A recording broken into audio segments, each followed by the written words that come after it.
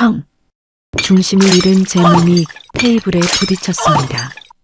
테이블 위에 놓여있던 물병, 와인잔, 접시들이 와르르 쏟아졌어요.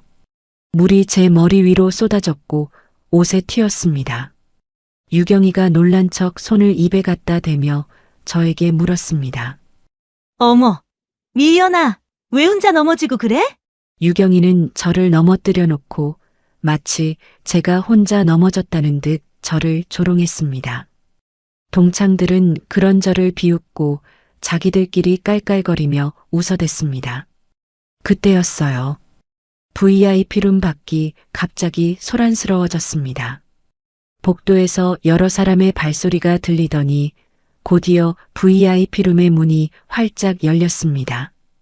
갑자기 나타난 이 사람들은 대체 누구일까요? 과연 유경이는 끝까지 웃을 수 있을까요?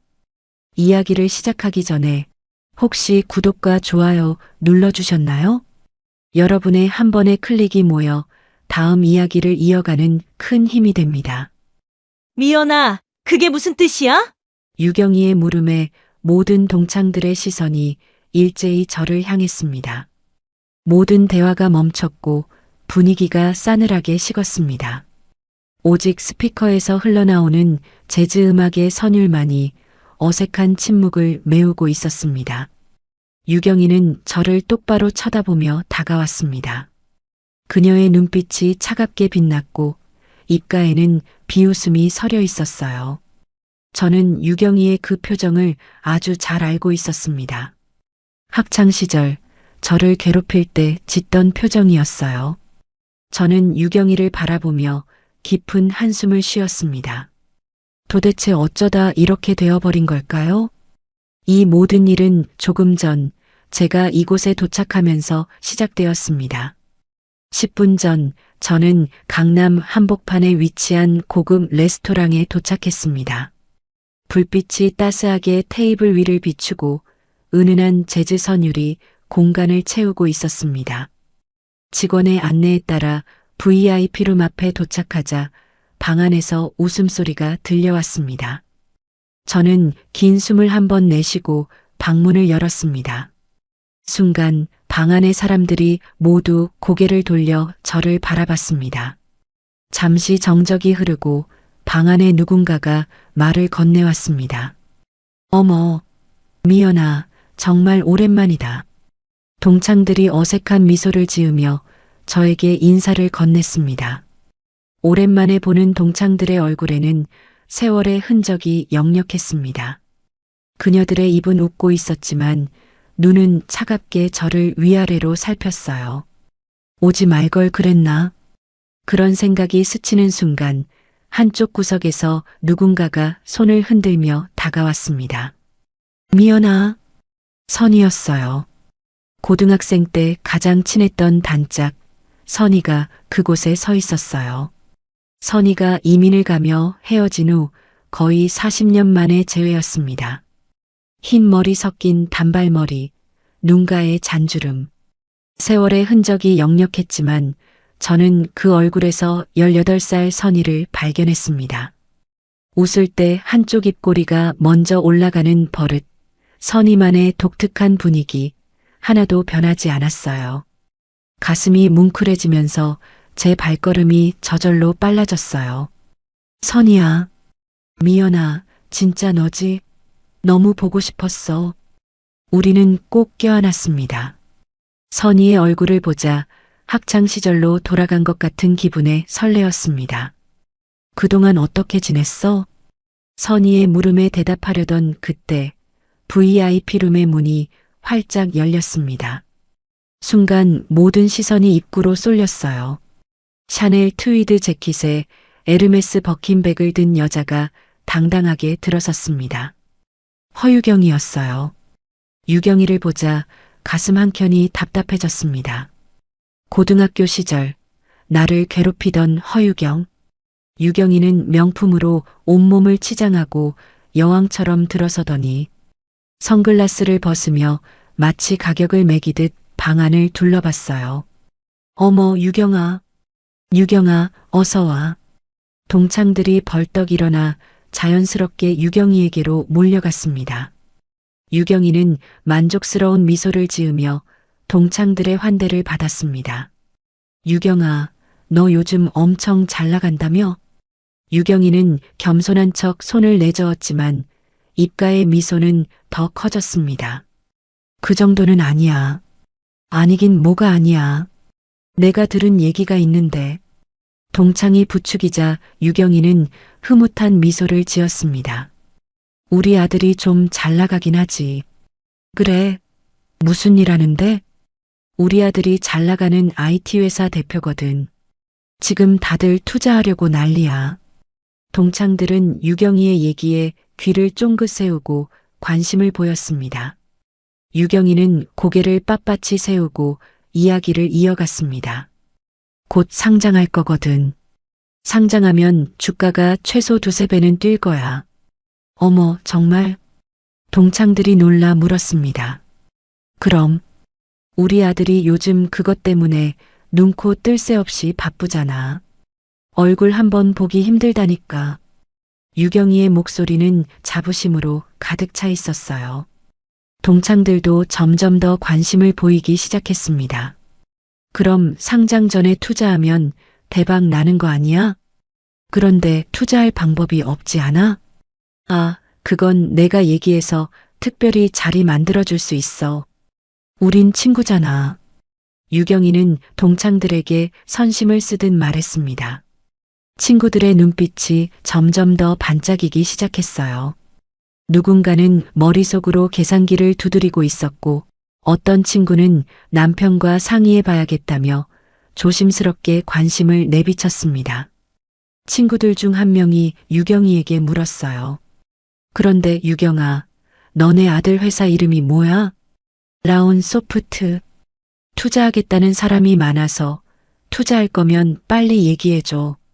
자리가 별로 없어. 라운 소프트?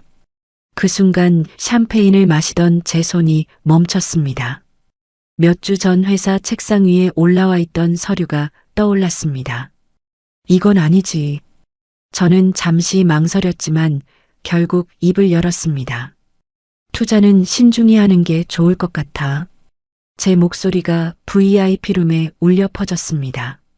순간 모든 대화가 멈췄어요. 유경이를 비롯한 동창들의 시선이 일제히 나를 향했습니다. 분위기가 싸늘하게 식었고 유경이의 얼굴에서 웃음기가 사라졌어요.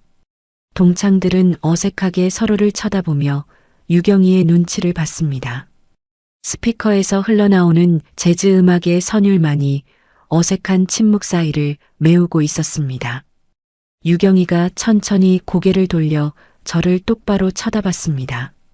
그녀의 눈빛은 차갑게 빛났고 입가에는 비웃음이 서려 있었어요. 미연아, 그게 무슨 뜻이야? 유경이의 눈빛이 날카로워졌습니다.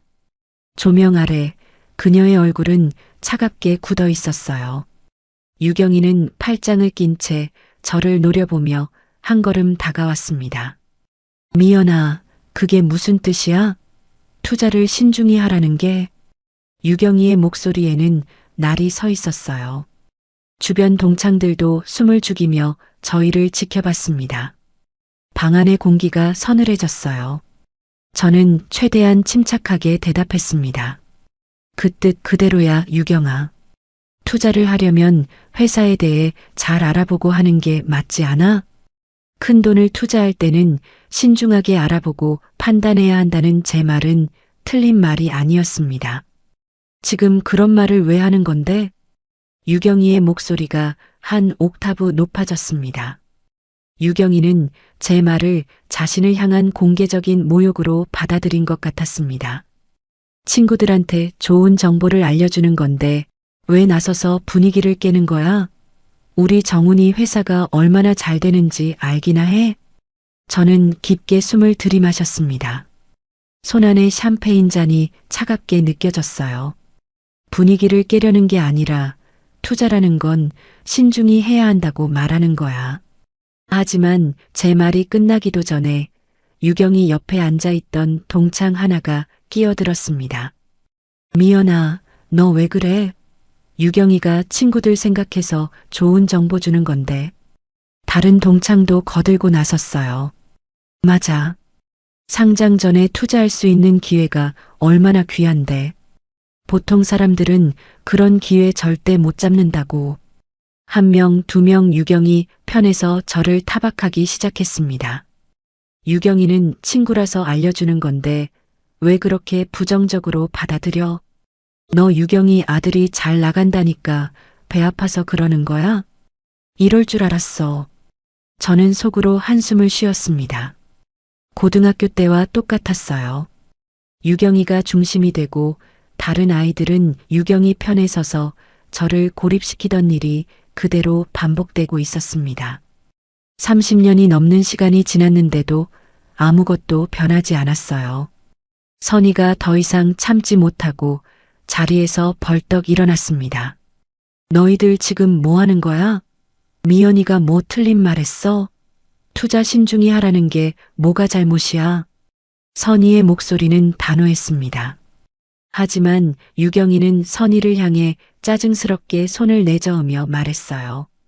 선이야, 너는 외국에 있어서 몰랐겠지만 우리는 다 서로 돕고 사는 사이라고. 좋은 정보 있으면 나누는 게 친구 아니야? 유경이는 교묘하게 선이까지 배제시키며 말을 이어갔습니다. 그녀의 눈빛은 점점 더 날카로워졌어요. 미연아, 네가 뭘 안다고 우리 아들 회사에 대해 이러니 저러니 하는 거야? 네가 회사 경영해봤어? 투자 전문가야? 유경이의 공격은 이제 본격적으로 시작됐습니다. 그녀는 저를 향해 한 발짝 더 다가서며 비웃는 표정을 지었어요. 그러는 너네 아들은 얼마나 잘났길래? 니네 아들 뭐하니? 갑자기 제 아들 얘기가 나왔습니다.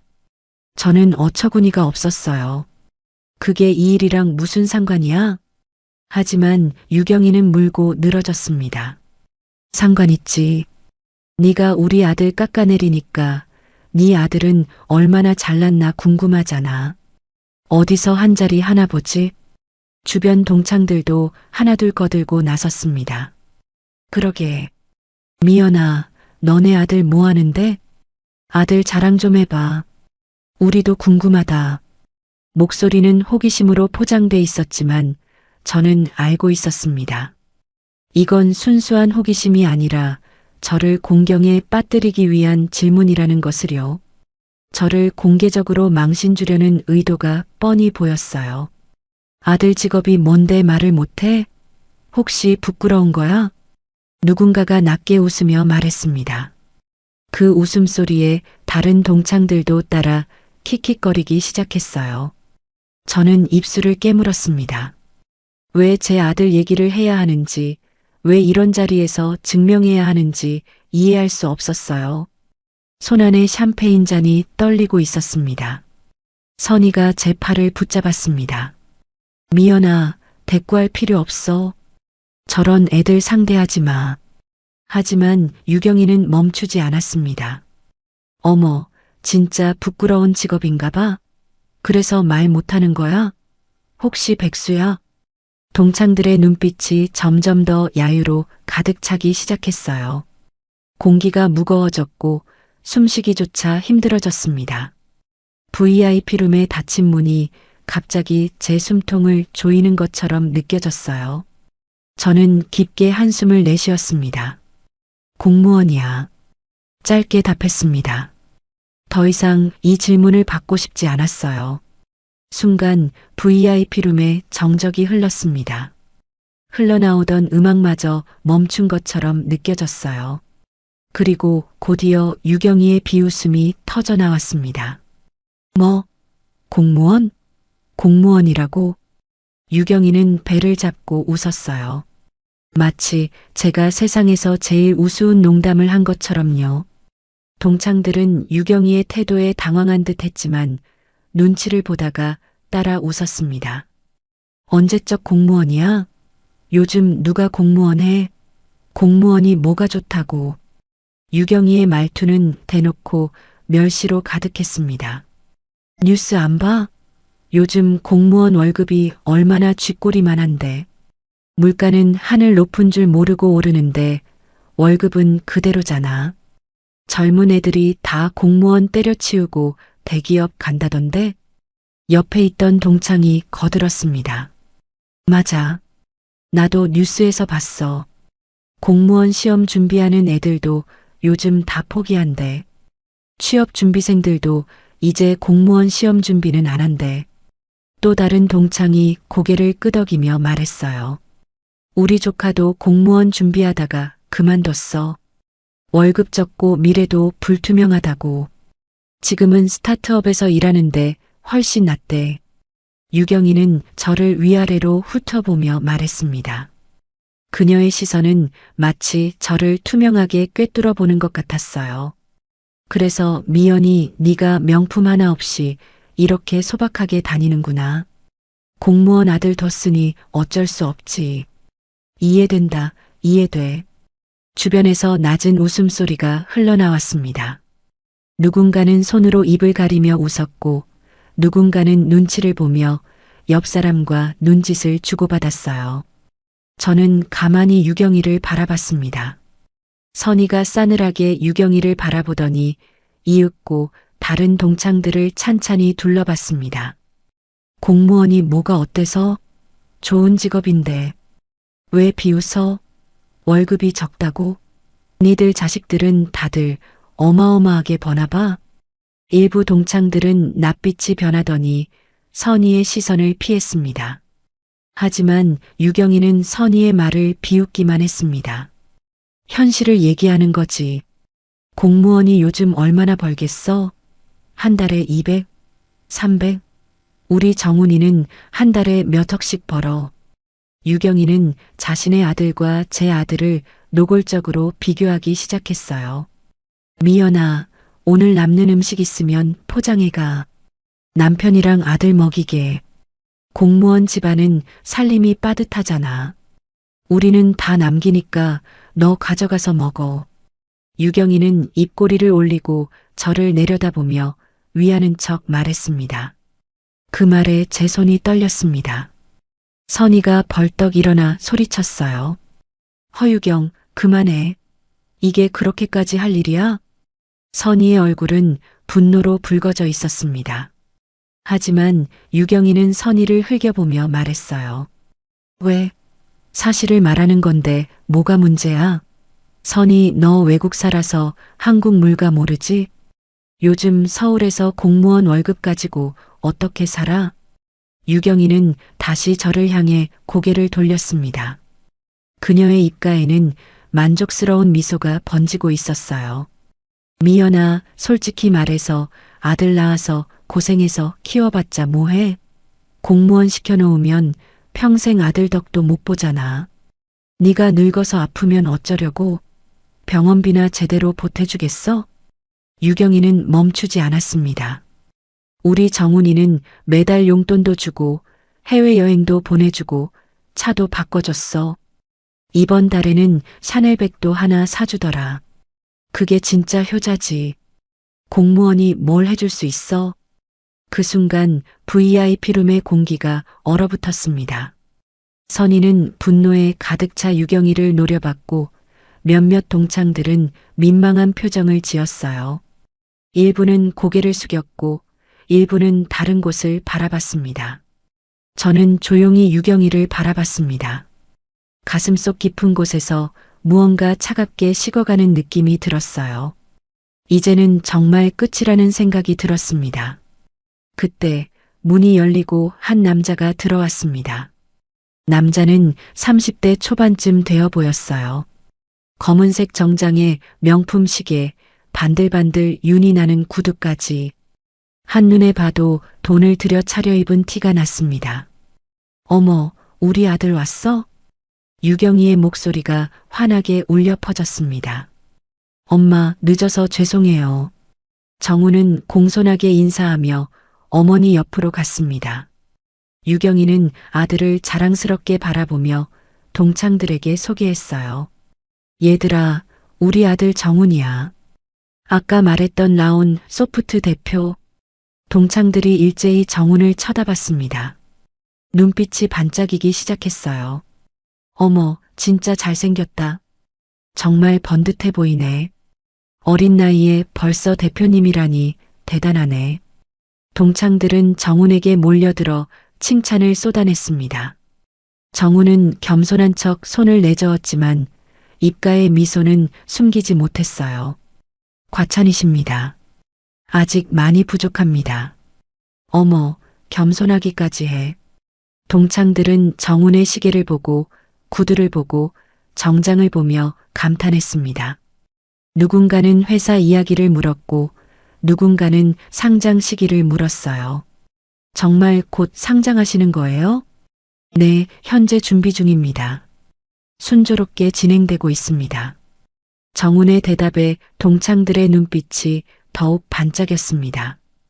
유경이는 뿌듯한 표정으로 아들 옆에 섰어요. 맞지? 얘들아, 이번 기회 놓치지 마.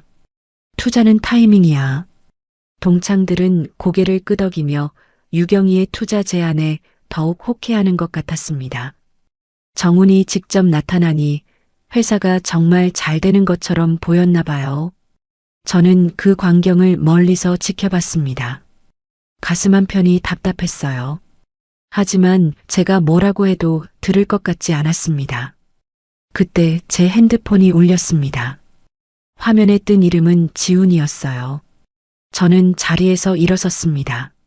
전화 좀 받고 올게. 유경이가 비꼬는 목소리로 말했습니다. 어머, 누구한테 전화 온 거야? 니네 아들이니? 설마 돈 없어서 용돈 달라고 전화한 거 아니야? 유경이와 몇몇 친구들이 키득키득 낮게 웃었어요. 저는 아무 대꾸도 하지 않고 조용히 문 쪽으로 발걸음을 옮겼습니다. 지훈이의 전화를 받아야 했어요. 그때였습니다. 제가 유경이의 옆을 지나가는 바로 그 순간 유경이는 아들과 이야기를 나누는 척하면서 슬쩍 발을 뻗었습니다. 제 발이 유경이의 발에 걸렸습니다. 아! 순간 몸의 균형이 무너졌어요. 저는 비틀거리며 앞으로 쓰러졌습니다. 쾅! 제 몸이 옆에 있던 서빙 테이블에 부딪혔습니다. 테이블 위에 놓여있던 물병, 와인잔, 접시들이 와르르 쏟아졌어요. 물이 제 머리 위로 쏟아졌고 와인이 옷에 튀었습니다. 음식이 바닥에 떨어지며 사방으로 흩어졌어요. VIP룸안이 순식간에 아수라장이 됐습니다. 미연아. 선희가 비명을 지르며 달려왔습니다. 선희는 바닥에 쓰러진 저를 부축했어요. 저는 천천히 몸을 일으켰습니다. 머리에서 물이 뚝뚝 떨어졌고 옷은 온통 물과 와인으로 젖어 있었어요. 손바닥이 따끔거렸습니다. 넘어지면서 바닥에 긁힌 모양이었어요. 미연아, 괜찮아? 선희가 걱정스러운 목소리로 물었습니다. 저는 고개를 끄덕였어요. 선희는 벌떡 일어나 유경이를 똑바로 쳐다봤습니다. 허유경, 이게 뭐 하는 짓이야? 선희의 목소리는 분노로 떨리고 있었습니다. 유경이는 놀란 척 손을 입에 갖다 댔어요. 어머, 미연아, 괜찮아? 왜 혼자 넘어지고 그래? 유경이의 목소리는 걱정하는 척했지만 눈빛은 차갑게 빛나고 있었습니다. 미연아, 적당히 마시지 그랬어. 취해서 넘어지고 이게 무슨 추태니? 그 말에 몇몇 동창들이 웃기 시작했습니다. 거짓말하지 마. 내가 발 꺼는 거 내가 똑똑히 봤어. 선희가 유경이를 향해 소리쳤습니다. 하지만 유경이는 태연하게 고개를 저었어요.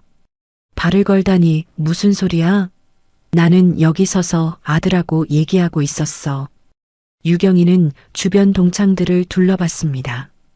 얘들아, 너희도 봤지? 나 여기 그냥 서 있었잖아. 유경이의 눈빛에 동창들은 서로의 얼굴을 쳐다봤습니다. 잠시 침묵이 흘렀어요. 나는 잘 못 봤는데. 나도. 여기서 얘기하고 있었는데 미연이가 갑자기 넘어지는 것만 봤어. 미연이가 발 헛디딘 거 아니야? 한 명, 두 명 유경이 편을 들기 시작했습니다. 아니, 정확히는 유경이가 한 일을 못 본 척했어요. 선희가 믿을 수 없다는 표정으로 동창들을 쳐다봤습니다. 너희 진짜 못 봤어? 유경이가 미연이가 지나가는데 발 뻗는 거 나는 분명히 봤어. 하지만 동창들은 고개를 저었습니다. 선희야, 내가 잘못 본 거 아니야? 우리는 정말 못 봤어.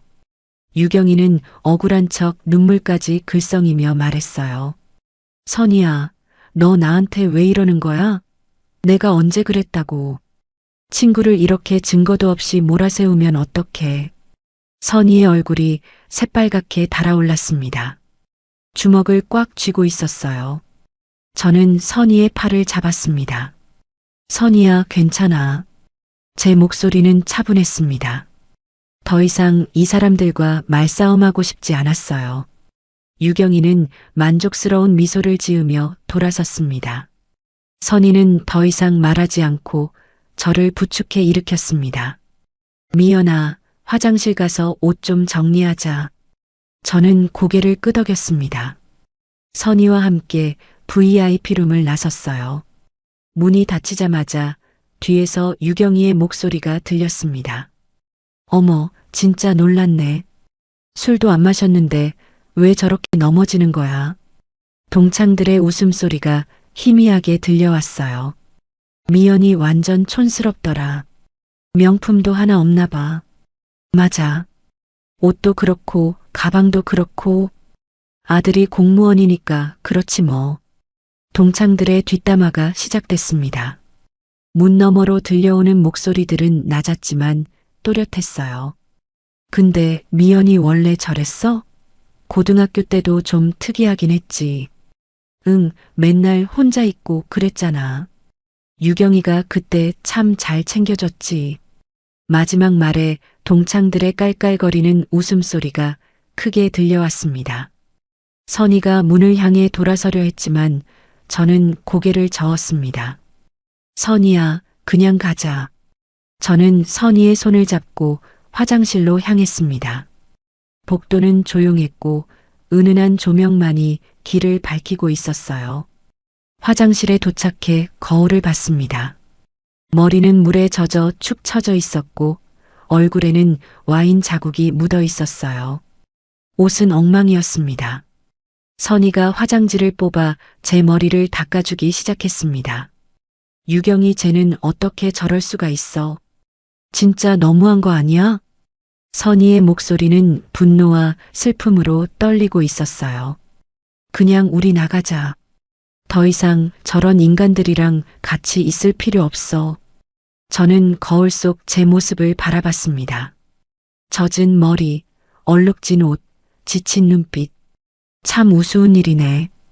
고등학교 때나 지금이나 유경이는 변하지 않았고 저를 괴롭히는 방식도 똑같았습니다. 그리고 주변 사람들도 여전히 방관자였어요. 하지만 저는 몰랐습니다. 이제 곧 동창들의 얼굴에서 웃음이 사라질 거라는 것을요. 화장실에서 옷을 정리한 저와 선희는 다시 VIP룸으로 돌아왔습니다. 문을 열자 유경이와 동창들이 떠들고 웃는 소리가 들렸어요. 저희가 없는 사이 분위기는 더 흥겨워진 것 같았습니다. 저는 조용히 제 자리로 걸어갔습니다. 선희가 제 옆에 바짝 붙어 앉았어요. 유경이는 저를 발견하고는 빙긋 웃었습니다. 어머, 미연아, 옷은 좀 괜찮아졌어? 아까는 정말 놀랐네. 유경이의 목소리는 걱정하는 척했지만 눈빛에는 조롱이 가득했습니다. 저는 대꾸하지 않았습니다. 유경이는 자리에서 일어나 저에게 다가왔습니다. 손에 물컵을 들고 있었어요. 미연아, 물 한 잔 마셔. 놀랐을 텐데. 유경이가 물컵을 제 앞으로 내밀었습니다. 하지만 저는 받지 않았어요. 유경이는 어깨를 으쓱하며 물컵을 테이블 위에 툭 내려놓았습니다. 친구가 걱정해서 그러는 건데 왜 그렇게 차갑게 구는 거야? 그 순간이었습니다. VIP룸 밖이 갑자기 소란스러워졌습니다. 복도에서 여러 사람의 발소리가 들렸고 낮은 목소리들이 들려왔어요. 동창들이 수군거리기 시작했습니다. 저게 무슨 소리야? 밖에 무슨 일 있나 봐. 곧이어 VIP룸의 문이 활짝 열렸습니다. 검은 정장을 입은 사람들이 일렬로 들어섰습니다. 5명, 6명, 7명. 모두 날카로운 눈빛으로 방 안을 훑었어요. 동창들은 놀라서 벌떡 일어났습니다. 유경이도 당황한 표정으로 정훈을 쳐다봤어요. 이게 무슨 일이야? 정장을 입은 사람들이 유경이와 정훈을 둘러쌌습니다.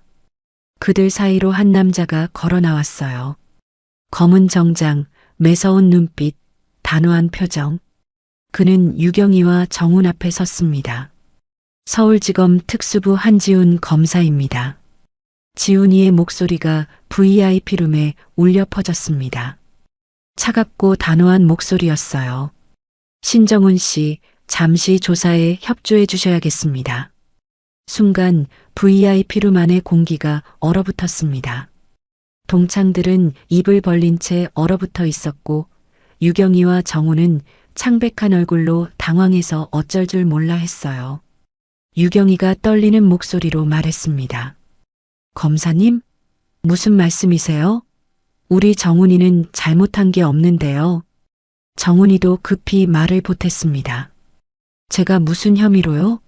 무슨 오해가 있는 것 같습니다. 하지만 지훈은 차갑게 서류를 꺼냈습니다.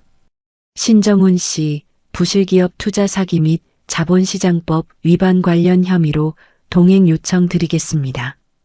영장은 여기 있습니다. 지훈이 영장을 펼쳐 보였습니다. 정훈의 얼굴이 새하얗게 질렸어요. 아닙니다. 이건 오해예요.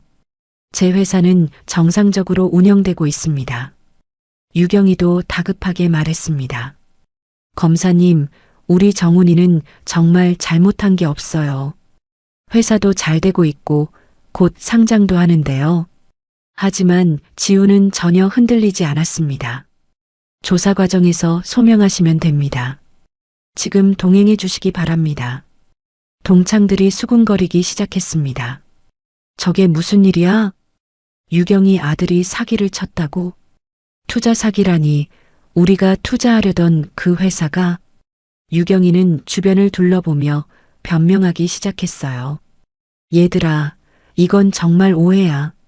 우리 정훈이는 그런 짓 안 했어. 누가 모함한 거야. 하지만 아무도 유경이의 말을 듣지 않았습니다. 모두가 충격에 빠져 있었어요. 그때 지훈이 주변을 둘러보다가 저를 발견했습니다. 지훈의 눈빛이 순간 흔들렸어요. 지훈은 굳은 표정으로 사람들 사이를 헤치고 저에게 곧장 다가왔습니다. 동창들이 또 한 번 놀랐습니다. 이번엔 미연이한테 가네. 설마 미연이도 연루된 거야?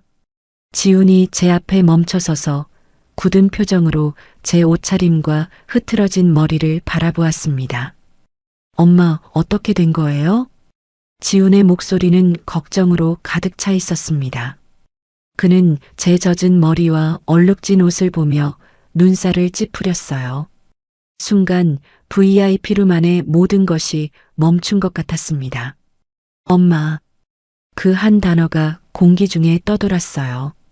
동창들은 입을 벌린 채 저와 지훈을 번갈아 쳐다봤습니다.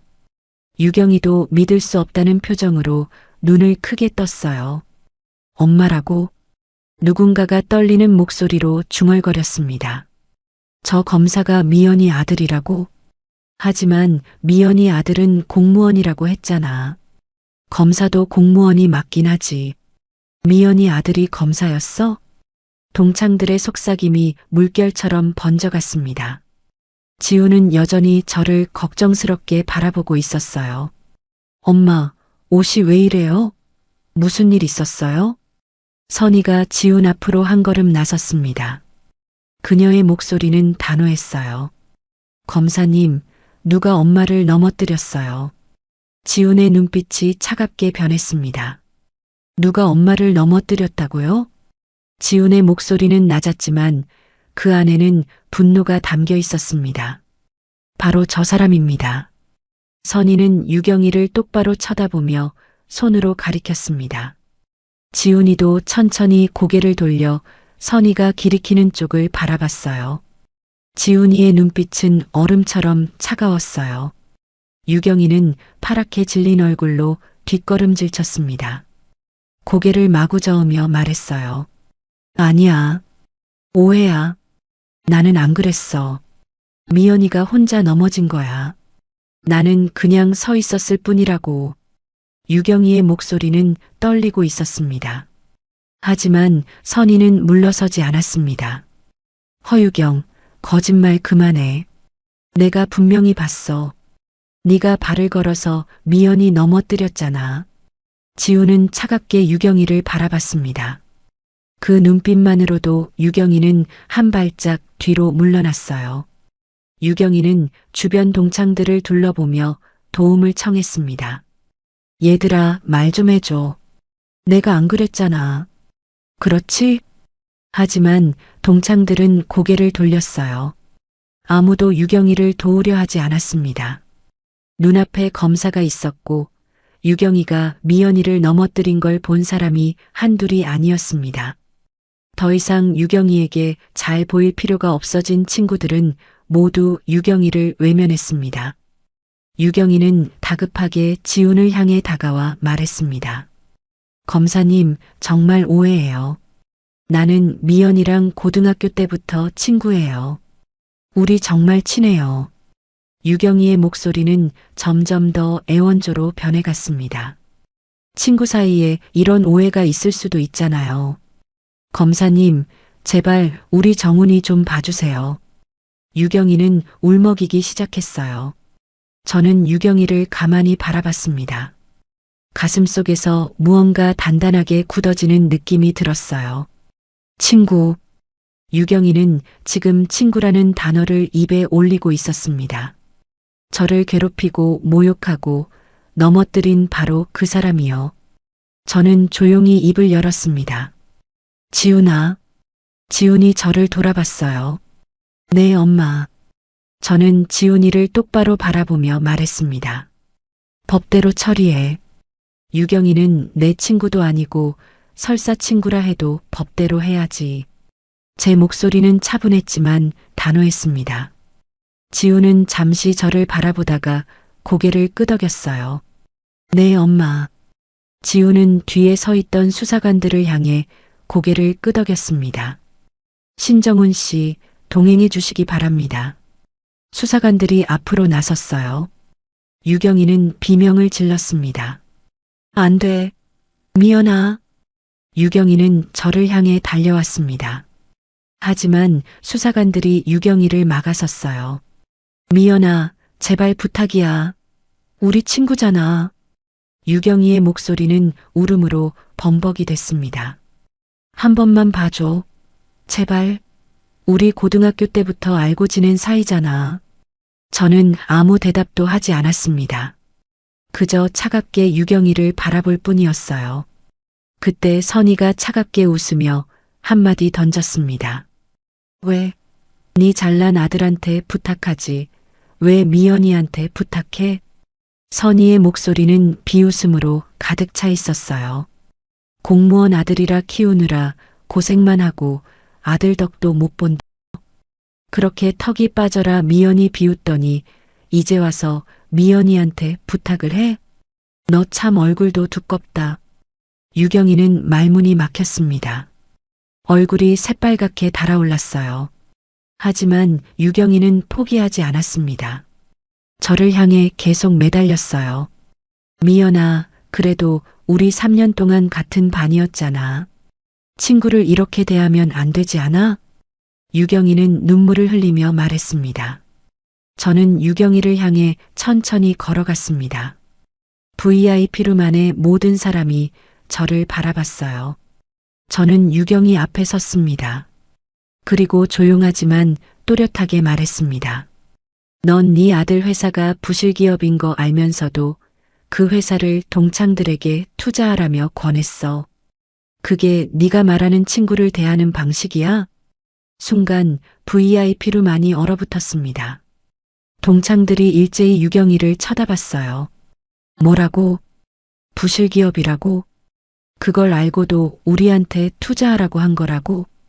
동창들의 혼란스러운 목소리가 여기저기서 터져나왔습니다. 유경이는 고개를 마구 저었어요. 아니야. 그게 아니라, 하지만 저는 계속 말했습니다. 네 아들이 대표로 있는 라온 소프트는 신용등급이 최하위야. 투자 부적격 수준이지. 동창들이 제 말에 귀를 기울이기 시작했어요. 부채 비율은 정상 기업의 3배가 넘어.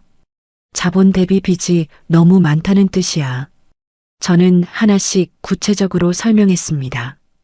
영업이익은 지난 3년간 계속 적자고 현금 흐름도 마이너스야.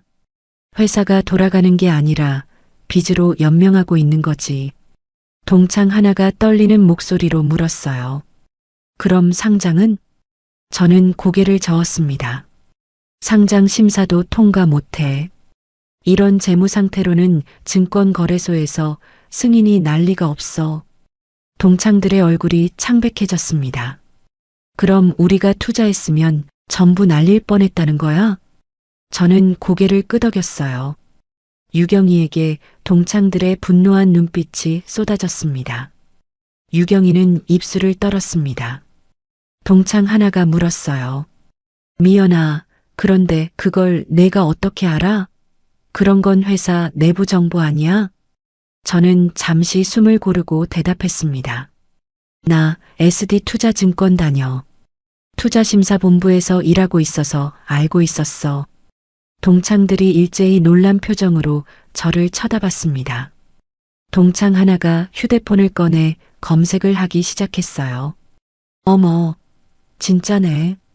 SD투자증권 투자심사본부 상임이사 김미연. VIP룸 안에 또다시 충격이 퍼졌습니다. 뭐? 상임이사? 우리가 아는 그 SD투자증권 말하는 거야? 거기 업계 일이 아니야?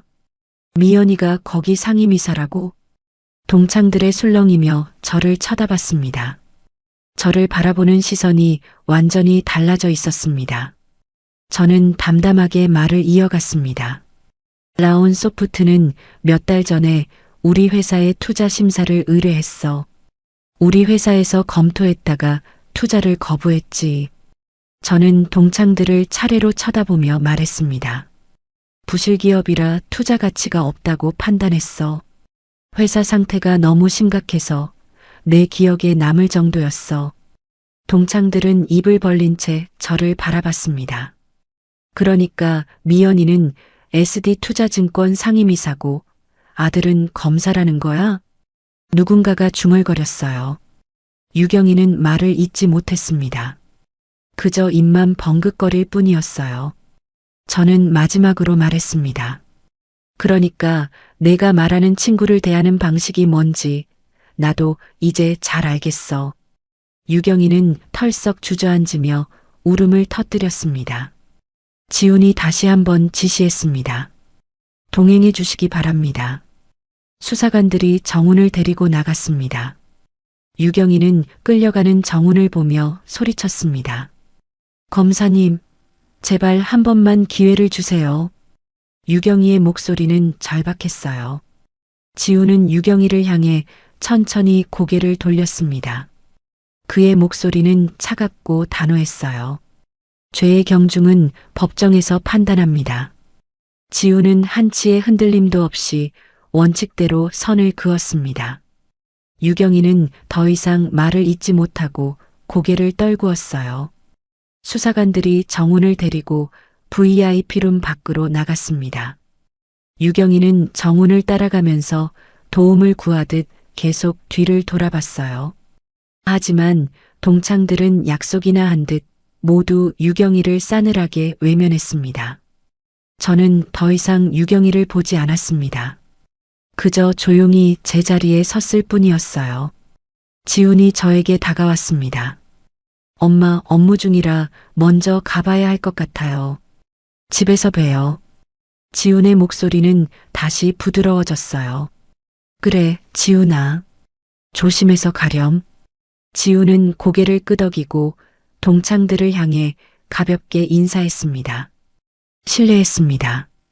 그리고 수사관들을 따라 VIP룸을 떠났어요. 문이 닫히자 동창들이 일제히 저에게 몰려들었습니다. 동창 중 한 명이 저에게 조심스럽게 물었습니다. 미연아, 아까 그 말 정말이야?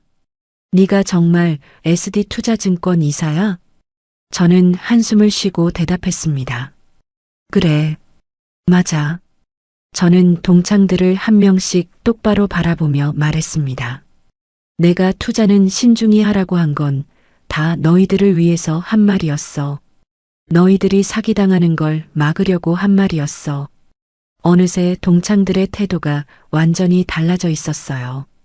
아까까지 저를 무시하고 비웃던 사람들이 이제는 굽실거리며 다가왔습니다. 미연아, 아까는 오해가 있었어. 우리가 몰라서 그랬어. 미안해. 누군가는 제 팔을 붙잡으려 했고 누군가는 명함을 꺼내 들었어요. 미연아, 우리 나중에 밥 한번 먹자. 미연아, 명함 교환하자. 하지만 저는 한 발짝 뒤로 물러섰습니다. 미안하지만 저는 이만 가볼게. 제 목소리는 차분했지만 단호했어요. 선희가 제 옆에 섰습니다. 갈까, 선희야? 선희는 고개를 끄덕였습니다. 동창들이 더 매달렸어요. 미연아, 잠깐만. 우리 얘기 좀 하자. 아까는 정말 미안했어. 하지만 저는 뒤돌아보지 않았습니다. 선희와 함께 VIP룸 문을 향해 걸어갔어요. 미연아, 다음 동창회 때는 꼭 나와줘. 미연아. 동창들의 목소리가 뒤에서 들려왔지만 저는 멈추지 않았습니다. 문을 열고 나섰어요. 복도의 시원한 공기가 얼굴을 스쳤습니다. 선희가 제 어깨를 토닥이며 말했어요. 미연아, 속 시원하다. 진짜? 저는 빙긋 웃었습니다. 응, 나도. 우리는 나란히 복도를 걸어 레스토랑을 빠져나갔어요. 뒤에서 VIP룸 문이 닫히는 소리가 들렸습니다. 저는 깊게 숨을 들이마셨어요. 밖의 공기는 상쾌했습니다. 선희가 물었어요. 이제 어떻게 할 거야? 저는 하늘을 올려다보며 말했습니다. 집에 가서 남편이랑 아들이랑 저녁이나 먹어야지. 오늘 너무 늦었어. 선희가 웃었어요. 그래, 가족이 제일 중요하지. 우리는 나란히 거리를 걸었습니다. 강남의 네온 사인이 반짝이고 있었어요. 집 현관문을 열고 들어서자 따뜻한 불빛이 저를 반겼습니다. 거실에서 남편이 소파에 앉아 책을 읽고 있었어요. 여보, 왔어? 남편 준석이 고개를 들었습니다. 그리고 제 모습을 보는 순간 깜짝 놀라며 벌떡 일어났어요. 당신 무슨 일이야? 옷이 왜 그래? 머리는 왜 그렇고? 남편은 급히 다가와 제 얼굴을 살폈습니다. 옷에 묻은 얼룩은 완전히 지워지지 않은 상태였어요. 괜찮아, 별일 아니야. 씻고 올게. 그래. 감기 들겠다. 우선 씻고 얘기하자. 제가 씻고 옷을 갈아입고 나오자 남편이 제 손을 잡으며 소파에 앉혔습니다.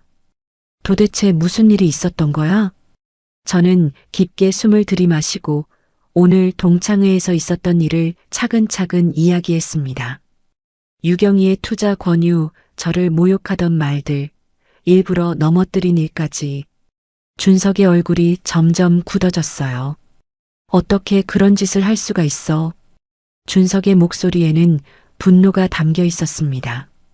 그때 현관문이 열리는 소리가 들렸어요. 엄마, 아빠, 저 왔어요. 지훈이었습니다. 지훈은 거실로 들어오더니 저를 보고 걱정스러운 표정을 지었어요. 엄마, 좀 괜찮으세요? 저는 고개를 끄덕였습니다. 응, 괜찮아. 지훈이 제 옆에 앉았어요. 엄마, 오늘 정말 놀랐어요. 그런 일을 겪으시다니. 준석이 지훈에게 물었습니다. 지훈아, 그 사람들 어떻게 됐니? 지우는 진지한 표정으로 대답했어요. 신정훈 씨는 투자 사기 혐의로 구속 수사 중입니다. 허유경 씨도 공범 혐의로 곧 조사받을 거예요. 준석이 제 손을 꼭 잡았습니다. 여보, 힘들었지. 이제 다 끝났으니까 잊어. 지훈도 제 어깨에 손을 얹었어요. 맞아요. 엄마, 저희가 있잖아요. 그런 사람은 빨리 잊으세요. 저는 조용히 두 사람을 바라봤습니다. 남편과 아들, 제 곁을 지켜주는 가족이었어요. 저는 두 사람을 보며 미소 지었습니다. 가슴속이 따뜻해졌어요. 고마워, 둘 다.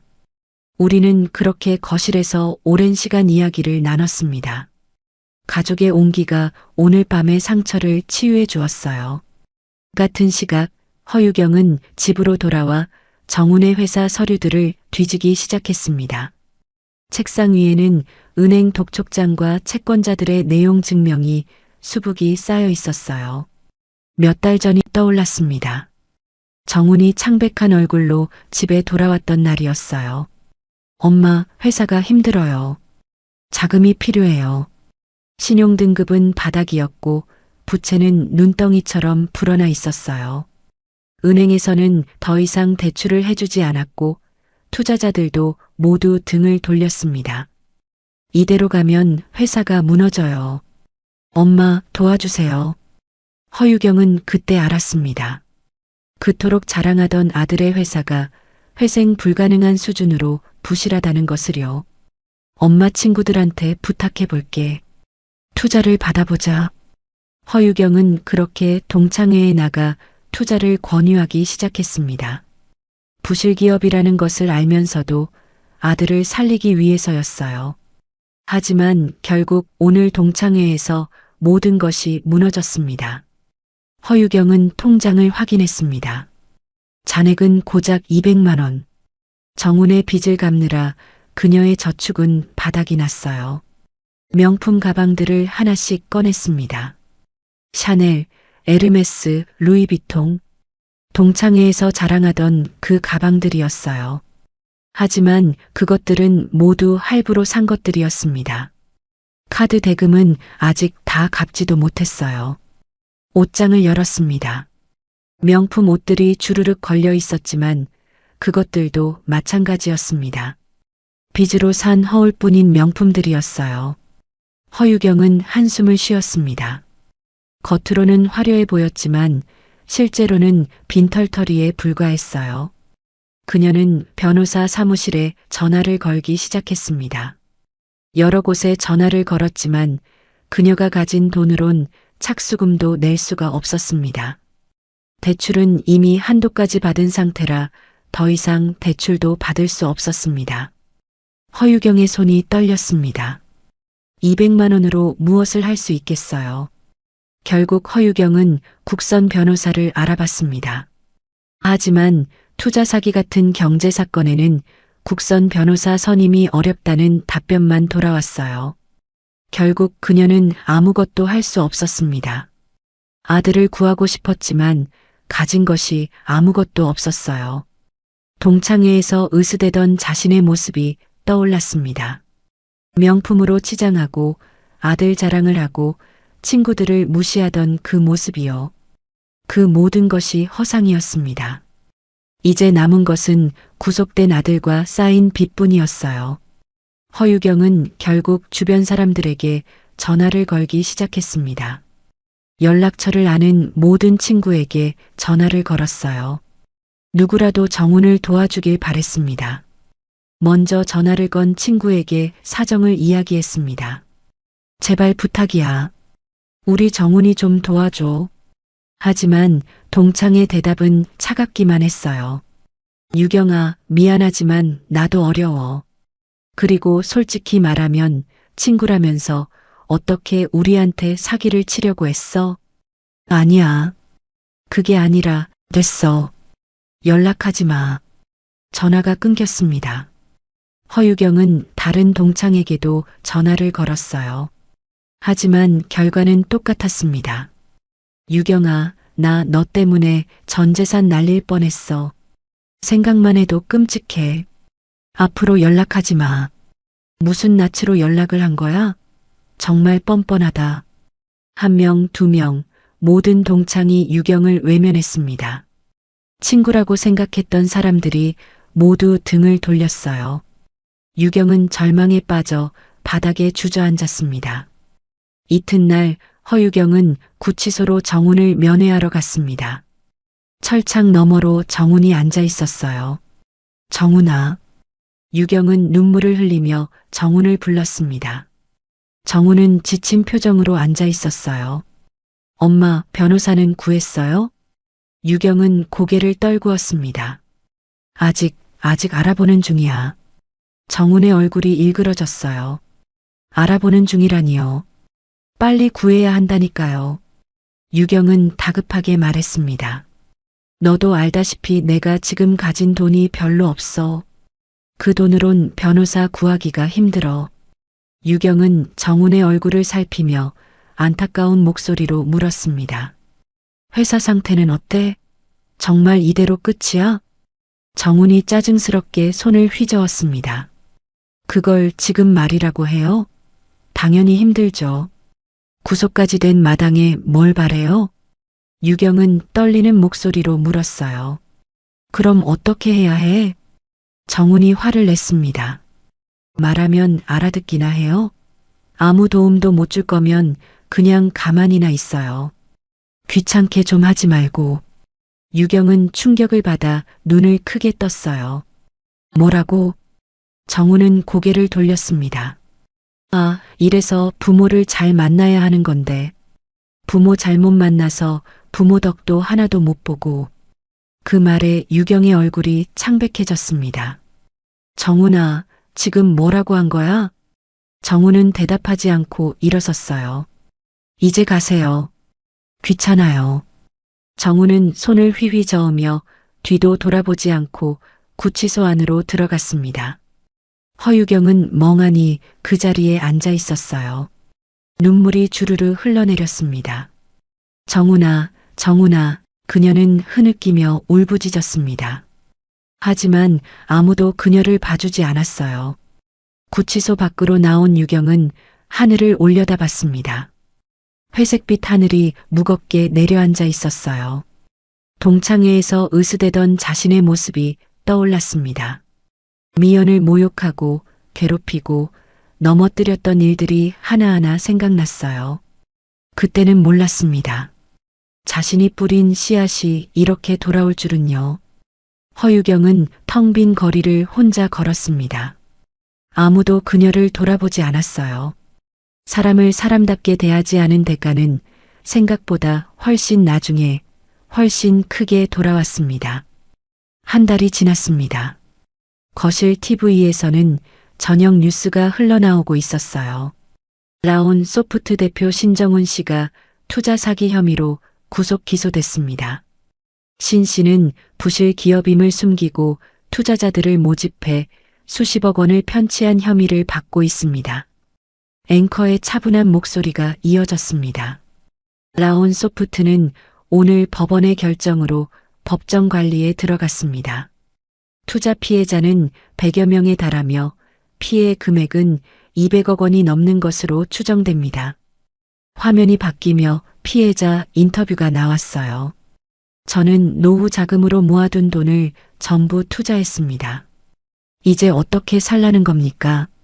한 중년 남성이 눈물을 흘리며 말했습니다.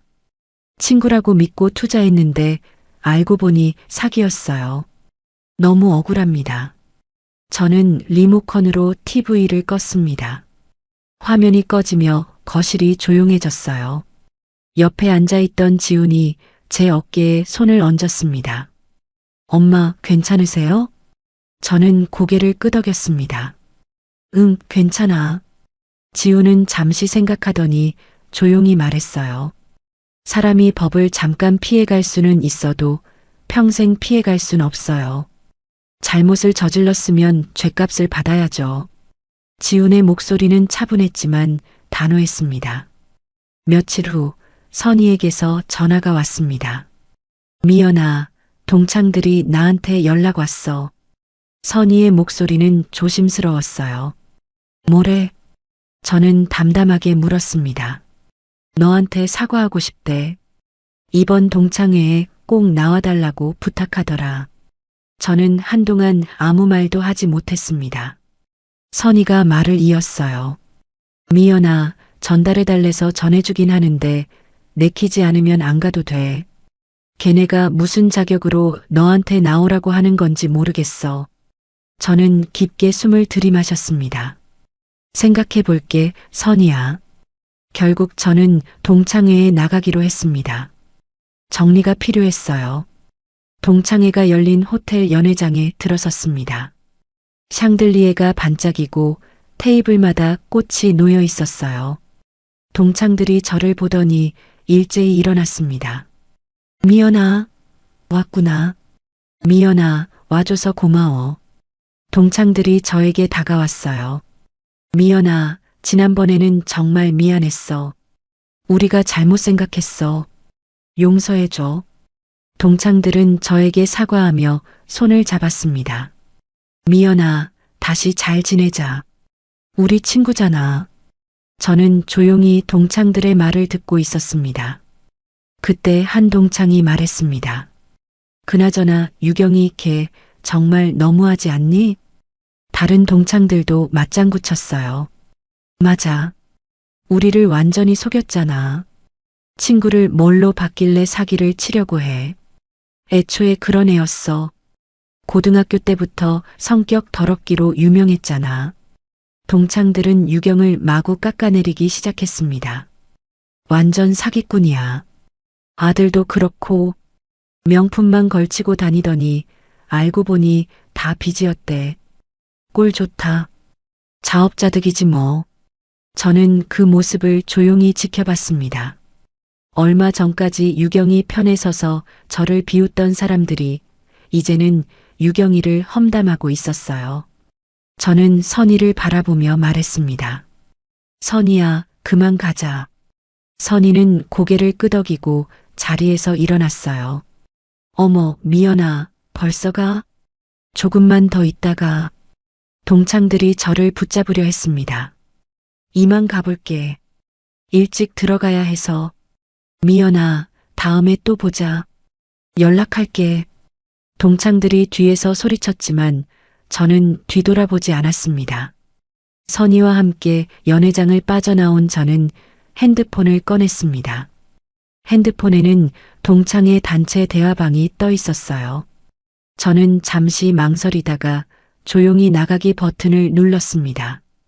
한결 편해진 마음으로 선희를 보며 저는 말했습니다. 선희야, 사실은 말이야. 저번 동창회에 오랜만에 나간 건 내가 온다는 소식을 들어서였어. 너를 만나고 싶었거든. 선희가 빙긋 웃었어요. 나도 그래. 오랜만에 한국에 들어왔는데 네가 너무 보고 싶더라. 그래서 동창회에 나간 거야. 우리는 서로를 보며 웃었습니다.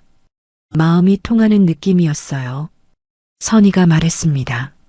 미연아, 나 곧 한국으로 완전히 들어올 것 같아. 저는 반가워서 선희의 손을 잡았어요. 정말? 그럼 자주 볼 수 있겠네. 선희가 핸드폰을 꺼냈습니다. 미연아, 내가 그림 관련 모임을 하나 발견했어. 너 예전부터 그림 그리는 거 관심 있었잖아. 저는 화면을 들여다봤어요. 수채화 모임이었습니다. 가슴이 뭉클했습니다. 그걸 아직도 기억하고 있어? 그게 몇 년 전인데. 선희가 당연한 걸 묻는다는 듯 대답했어요.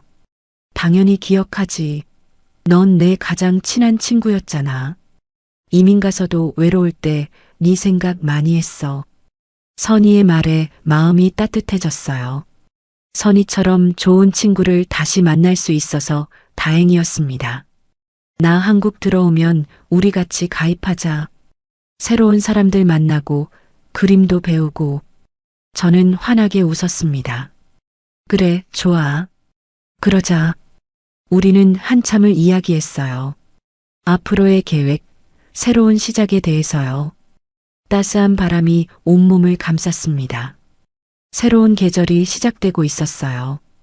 오늘 사연 재밌게 들으셨나요? 구독과 좋아요 눌러주시면 다음 사연을 이어나가는데 큰 힘이 됩니다. 시청해주셔서 감사합니다.